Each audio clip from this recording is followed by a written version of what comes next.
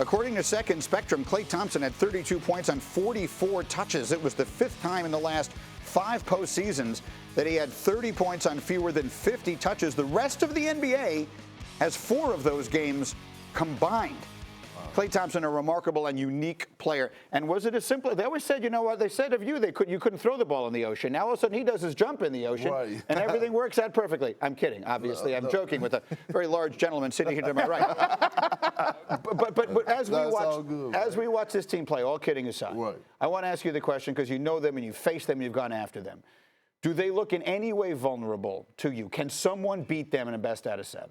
No, I don't think so. I mean, they're deep, man. And any given night, you could have one of those 3 guys go for 50 and carry this team. I mean, just look at it. Games 1 and 2, it was the Steph show. Then all of a sudden, you poke the bear and Kevin Durant, and you tell him he's not doing this, and then all of a sudden he goes and light the Clippers up in game 3 and 4, and then all of a sudden Klay wasn't going in game 3 or 1 and 2, and the Warriors are so unselfish that it's like, okay, y'all want to say he not going? We're going to make it an emphasis to give him the ball. And I think Steve Kerr is doing a great job running them off of down screens, KD off of down screens, off of Bogut, running Pat Beverly in the screens and having them curl for shots. I mean, you know, KD is a killer. What do you see the coaching doing there? What is Steve Kerr doing that you were so impressed with? First of all, you think about the talent. One thing is to have talent. The second thing is to understand how to use the talent. And Steve Kerr does an incredible job of putting guys in positions to play to their strengths and also managing all those egos.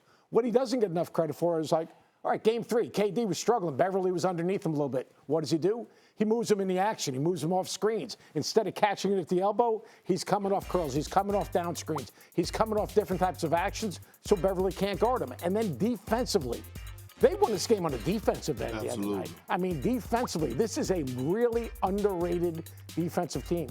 Kerr has the ability to get everyone connected and kind of understand everyone's ego. And Perk, you told me in the meeting this morning, you think the key to this team in some ways, it's not Steph, it's not Klay, it's not KD. Who is it? The heart and soul of the Golden State is Draymond Green. He's everything that you want in a basketball player. I mean, if I was a coach, I would love to have him.